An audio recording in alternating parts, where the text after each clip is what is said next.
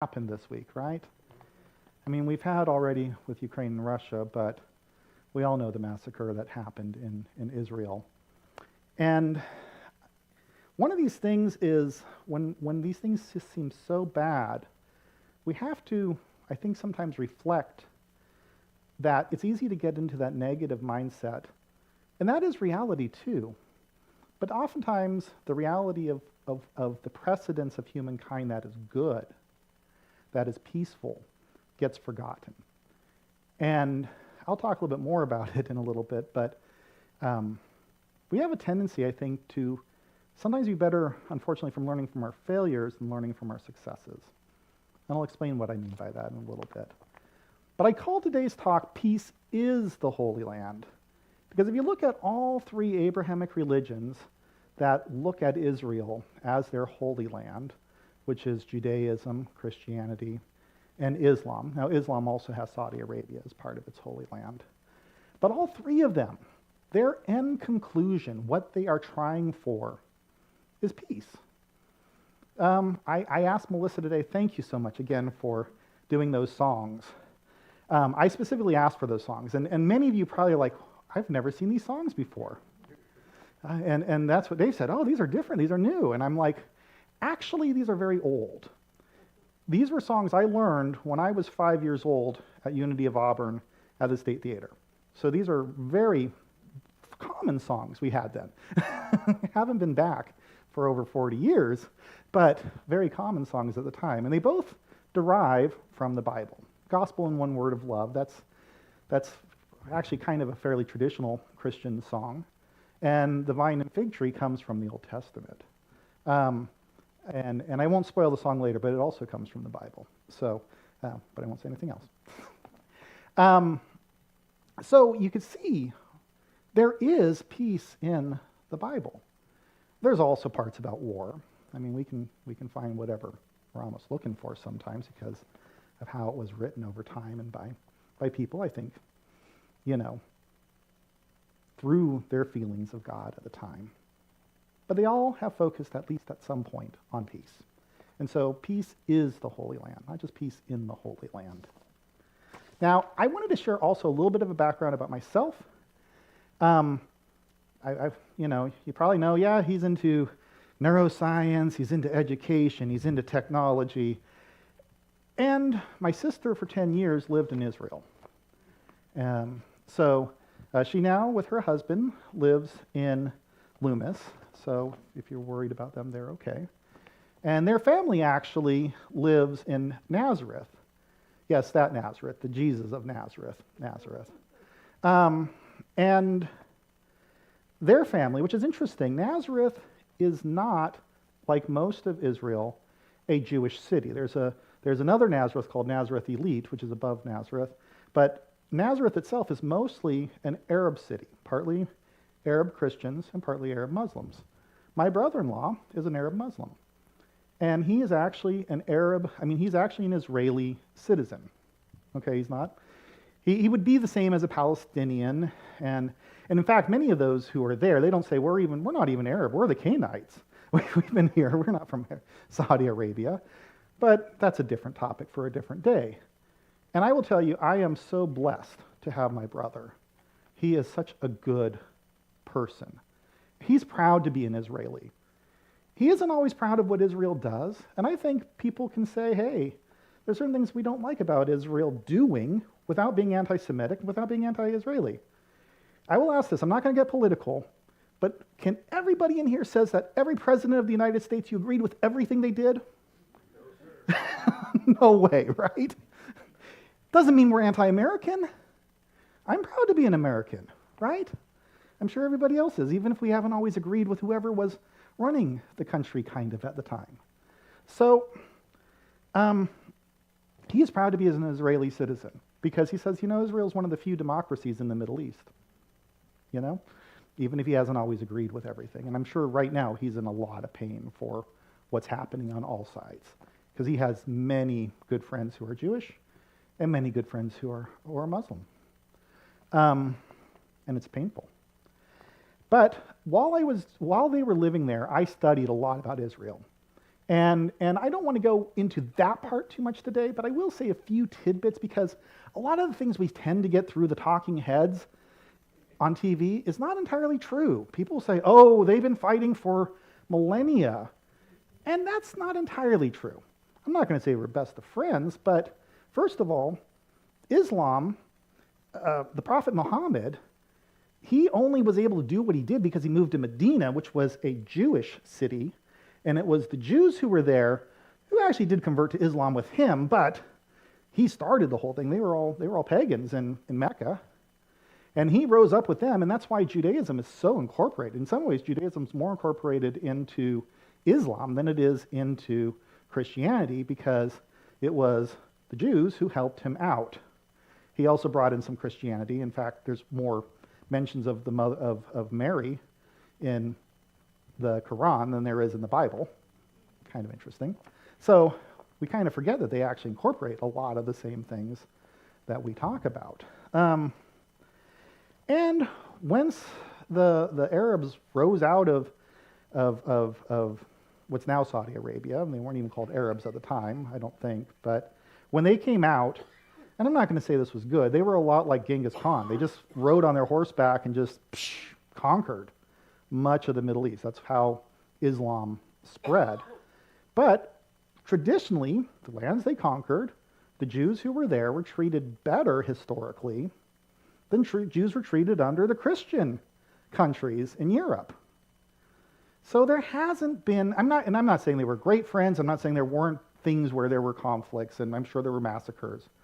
But just historically on the group of it, it has not been as bad. Really, most of the current conflict mostly comes, now it's put in religious terms, but most of it comes from when Israel was formed.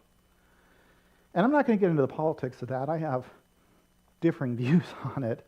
But I will get into some politics, I think, that are good in the end of what America did and others did later. So, okay. So I'm going to get on now. I'm going to talk today about three things, three precedents. One way back about the founding of humanity, one during the 20th century, and one right now, where if we look at these things, I think there's more ability to see that peace is possible. Not guaranteed, but possible. So the first thing I'm going to talk about today is, oh, and by the way, another thing I do want to say before I even start this slide here is that one of the books that Mark brought to us was Our Better Angels by Steven Pinker, where he shows that throughout human history, and when I say history here, I really mean our written history. Because when we talk about prehistory, that's pre-written word, history being the written word. So in human history, wars have gone down over time. They have not gone up, okay? Life expectancy has gone up, and that's even been since the beginning. Although life expectancy is one of these weird ones, we'll talk a little bit about it, because the reason that at one time 45 was the average life expectancy was because so many babies died. Since so many infants died, then if you took the infants and young kids out of the equation, people lived to be 100, even in our hunter and gatherer days. So it doesn't mean that we didn't live the same lifespan. It just meant, on average, they say this about statisticians. A statistician, somebody who has one hand on top of the stove lit, another one in the freezer, and says, on average, I feel fine. So always be careful with averages. Okay, but going back to the founding of humanity, back in time, back. If we go to, even looking at, say what the Garden of Eden was written about. Some anthropologists say, you know what? That is based on an oral history from when there was the hunter-gatherer society.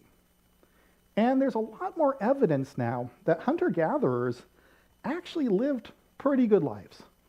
The infants had high mortality, but past that, in most places, like in Africa, in South America, not so much in places that are deserts, like Saudi Arabia, but in places where there was plentiful food, most hunter-gatherers lived extremely peacefully. They were, and that's the foundation of who we are. Our foundation was peaceful. It was actually more when the agrarian society started that you had to have more territory and you had more conflicts and things like that. But the very beginning, and if we go back genetically, one of the things that I want to talk about is that we always hear, oh, chimpanzees are our closest relative. Kind of true. Okay, let's go ahead and there we go. This is the question. Are humans more related to bonobos than chimpanzees? Now, if you don't know what a bonobo is, don't feel bad. I didn't know what a bonobo was, and I'm a pretty learned person. It took Peter Gabriel to sing a song about bonobos that I had to say, what's the heck a bonobo? And the more I've learned about bonobos, the more I'm like, oh my goodness, people need to know about bonobos. Now, why is that? Why am I saying that? Because bonobos are equally, if not more, genetically related to humans. They were at first called pygmy chimpanzees because they're smaller chimpanzees. But they are separated from the chimpanzees. Their culture is totally different. While chimpanzees can be violent, can even do genocide and things of this sort, bonobos have never been seen to do that. Bonobos have always, yeah, there can be some violence, but there's no known murder or rape, at least as far as we can understand. It's hard to say when you're observing, but there has been none observed in bonobo society. Bonobos are amazingly peaceful hominids. And we broke off, the human genetics, we broke off before, there was something that went on the side that went back to both being bonobos and chimpanzees. So they broke off later on. So we don't know what our common ancestor actually was like. But it's important to recognize bonobos. I recommend everybody look them up. I can't talk too much about them, especially in church, because I will say this, most primatologists say that their secret to peace is because they have orgies all day long. It's true. Not going to go more into that. They're also, by the way, a matrilineal society, which is interesting as well. So I want to go to the next point here, which I was saying a bit earlier. Were hunter-gatherers really brutish, or were they most peaceful? Good question. And more evidence is saying that most hunter-gatherers, not every place, but most were actually very peaceful. Very much were that group itself. And having more free time. I was reading a book, and I forget the exact story, but basically, many times when people have been indigenous and a hunter-gatherer society was taken to society, this was including with, see, I wrote down all my notes on these things so my aphasia wouldn't get me. The guy who's famous for, how we evolve. Darwin. See, my aphasia gets me here. But Darwin had a group and some indigenous folks, and they went to society. They were actually not treated bad in Europe, but when they went back, they went back, they stayed there, and then they had the chance to come back, and they're like, no, everything's so beautiful around here. I'm happy. Why should I go back with you? And so they stayed. Not uncommon. And I'm not saying things were perfect, but I'm just saying our start was there. So last but not least, and I kind of went backwards on this, but as I'm saying, the Garden of Eden may be a transition from hunter-gatherer society to an agrarian one. Maybe that loss that they're sharing in that story is more about that. So that's the first thing I wanted to start with, the first piece of evidence that we can be peaceful, that we can do this, that we are not genetically necessarily made to be warlike. Now, the second one I'm going to show here is more recent. Can ideological enemies become dear friends? Now, we know this has happened with individuals. It definitely has happened with individuals, but can it happen with whole countries? So I'm going to first start with a question, very relevant. Who murdered more Jews in modern history?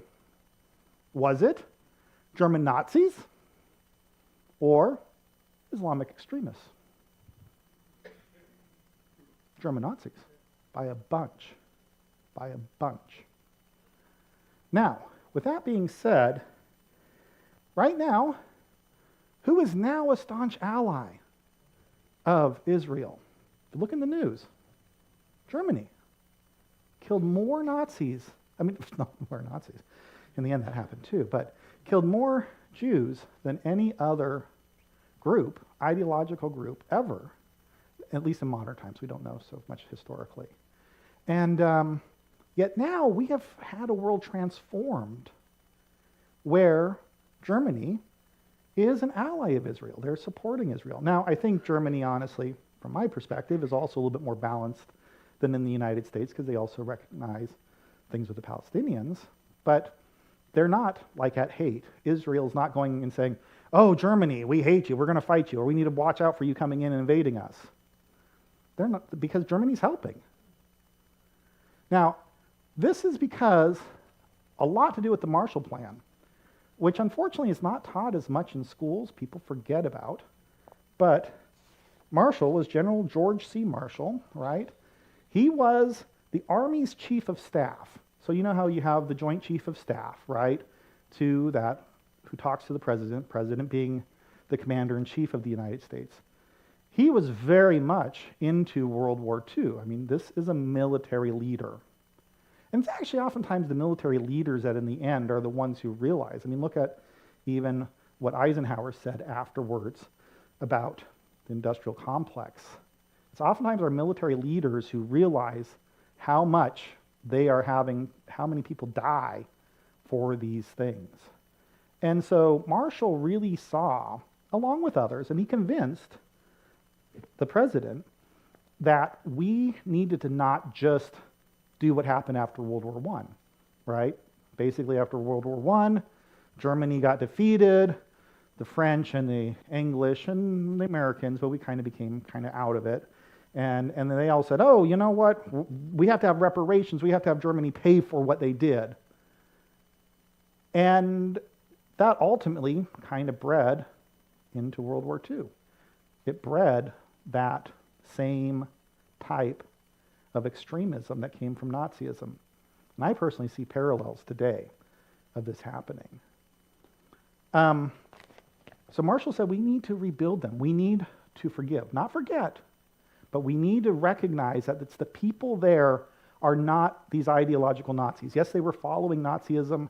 Yes, they probably could have been in the concentration camp killing Jews. Most of those have come to justice, but they were not against that. They were just letting it happen. But they were able to find this ability to rebuild Germany, to make it a true democracy, to be able to have something that, whoops, my earpiece is coming off here. Sorry about that.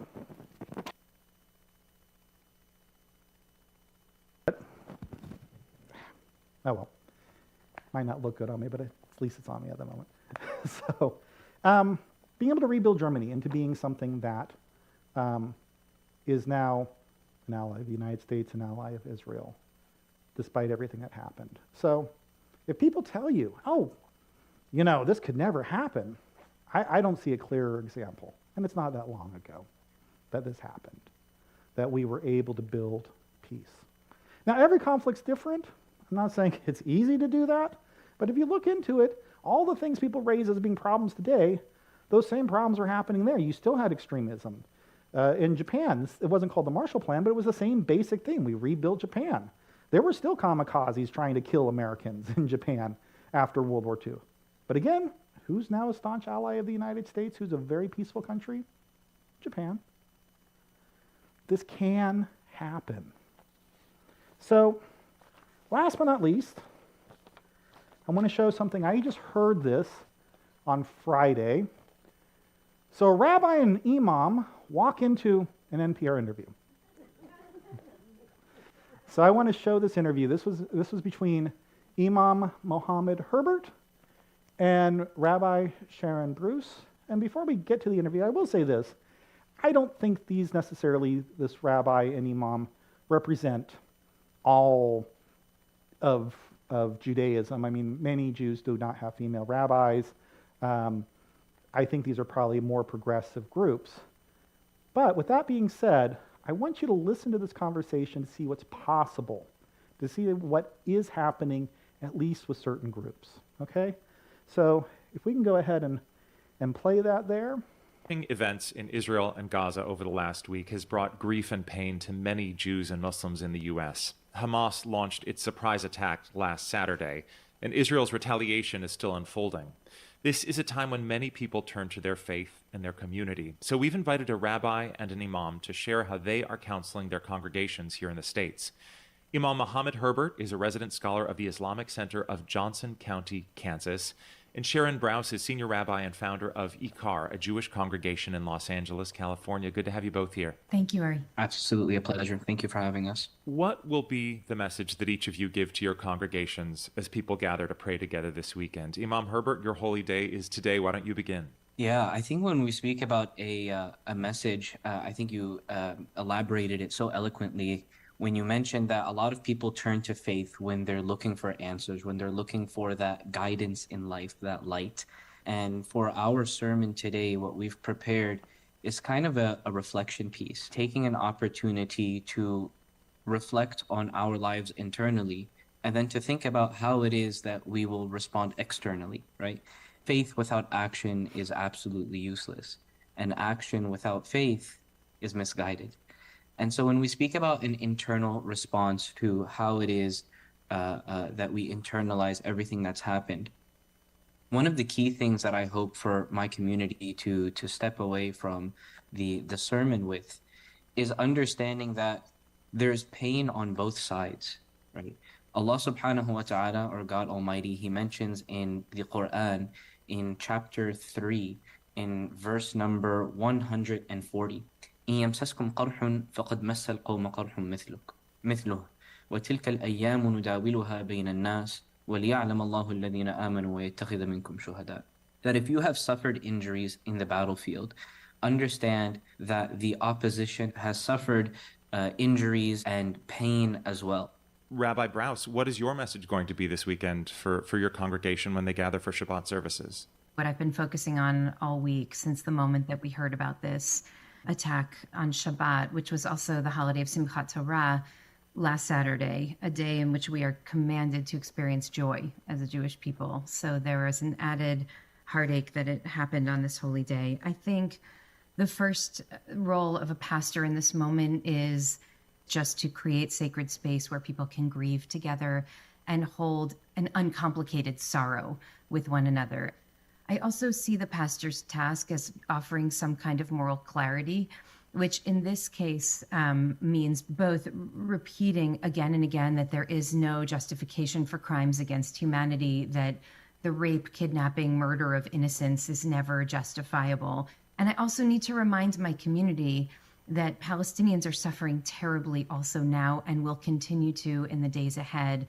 And so just as we ask the world to see our pain and stand with us in our sorrow, it's our moral and spiritual obligation to do the same, to expand our lens of care and concern to also encompass the Palestinian people. I was on a briefing yesterday, and there was a Bedouin doctor from Soroka Hospital in the south, Dr. Yasmin Abu Fraiha, and she's been treating many of the people who came in from the massacre site. And she said, the real dividing line is not between Israelis and Palestinians, but between those who believe violence is the answer and those who believe there is another way. And I believe there's another way, and Imam Herbert believes there's another way, and most of us believe that there's another way. So together we have to reject the very reductive idea that Jews and Palestinians must be enemies eternally, and instead create a different way of finding one another in relationship and lifting up and affirming our own humanity and one another's. I know that this is personal for people in both of your communities. Imam Herbert, people in your town have relatives in Gaza. Rabbi Brous, people in your congregation have family members in Israel. Can you each tell me about a conversation you've had with a specific person this week, what they've needed and what you've offered them? Rabbi Brous, do you want to begin? Well, one of my closest friends, her best friend and lifelong friend is among those who have been abducted and taken into Gaza. And I want to say her name. It's Vivian Silver. She started an organization called Women Wage Peace. She literally has dedicated her life to making peace between Israelis and Palestinians. She is a mother, a grandmother, and a worldwide activist. And she is among those who we have not heard from since she texted her sons that Hamas was in her home. Imam Herbert? We have community members who have family in Gaza, and when it comes to reaching out to some of our Palestinian family members, I can certainly sympathize with Rabbi Sharon and her friends. It's hard, it's very difficult knowing that your friends and family are in pain. It's even more difficult when you can't reach them. One brother in particular who reached out to me just a couple of days ago, he's a doctor in the community, actually. And so this is someone who, but they're thinking to themselves that there's nothing that we can do. And then obviously, you know, we yearn as a community for everyone that's losing lives. Could each of you give us one passage in your sacred texts that have been meaningful to you this week that you've turned to? In the Jewish community, we start reading at the beginning of the Torah this week. This is Parshat Bereshit. It's called the very beginning of Genesis. And I've been thinking about the end of the sixth day of creation, which is the first day that Adam and Eve are alive. And the rabbis tell us in the Midrash that at the end of the first day, when it grew dark, that Adam got really scared because he had never seen darkness before. And he started to weep and scream and cry. And Eve came over and just sat right across him and cried with him all night long until the dawn came. And I feel it's such a beautiful, powerful statement about how there's always a dawn that comes after even the deepest darkness. And our job as human beings is to come and sit with one another and hold each other in the sorrow until we're able to once again walk toward the light. Imam Herbert? For me, I think the passage that I mentioned in the beginning of the interview is one that really sticks out, that just as you have suffered injuries and losses, the people that you are fighting have also suffered injuries and losses.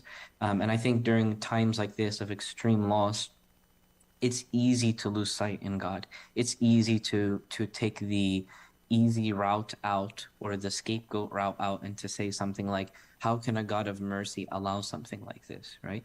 But the truth of the matter is there are ups, there are downs. Stay connected with God, and at the end, you'll find your paradise. Before we say goodbye, is there anything you would like to say to each other? I will say to you, Imam Herbert, I am holding you and your community, your beloveds in your mosque and their families in Gaza in my heart and in my prayers. And I know that there's a better way for humanity, that we can walk together toward peace, dignity, and justice for all people. And I really appreciate you as a partner in that work. Thank you. Absolutely. I think also I sharing the same sentiment. For me, I think one of the most profound things that I heard you say that really, really stuck out to me, Rabbi, was you mentioned that the real enemies of this war are not the Jews or the Israelis or the Palestinians. It's those people who have decided that violence is the only answer. And that really, really stuck with me, that this shows that there actually is a way to have a conversation. Imam Muhammad Herbert of the Islamic Center of Johnson County, Kansas, and Rabbi Sharon Brous of IKAR in Los Angeles. Thank you both. And thank you. Thank you, Ari. Pretty powerful, isn't that? Yeah. So, thank you for your time today. I hope all of us, as we go through the day, remember peace is possible. Do each of our little parts, as we say at the end of every service, thank you for peace on earth, and that we take each moment and live each moment for this peace eternally. Thank you.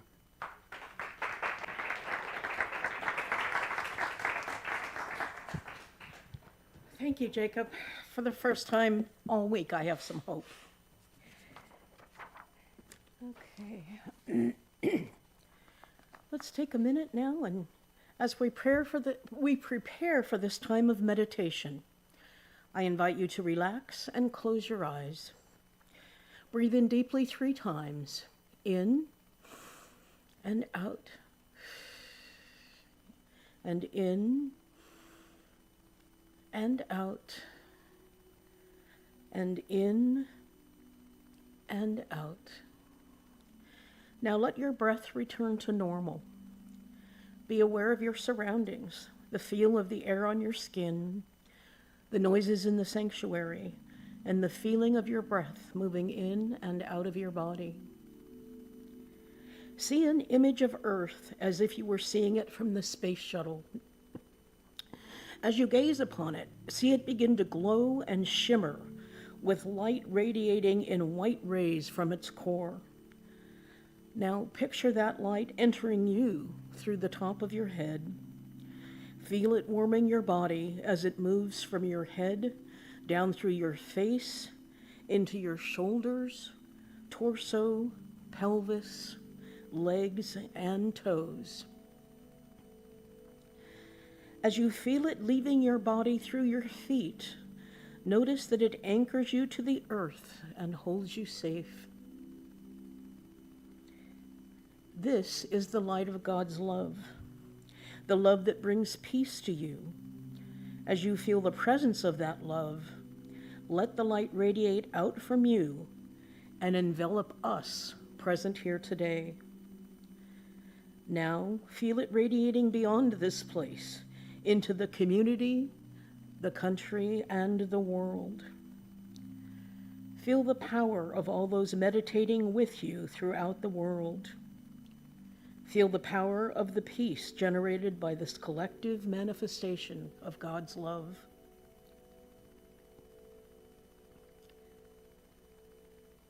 Bring to mind a situation that is causing you to be upset, angry, or unsettled. Feel how the emotions manifest in your body. Perhaps as tightness in your chest, redness of the face, or nauseousness. Now pull that light that is God's love. Allow its warmth to replace the feelings of anger, hurt, and jealousy. Release it to the light. Affirm that God's love is your birthright as a child of God. Know that in this moment, peace begins with you. That your reflection of the light in your soul and body is your way of contributing to peace on earth. Now let's take 2 minutes in the silence to strengthen and shape the light of peace and let it guide you to a solution that is the highest and best for all.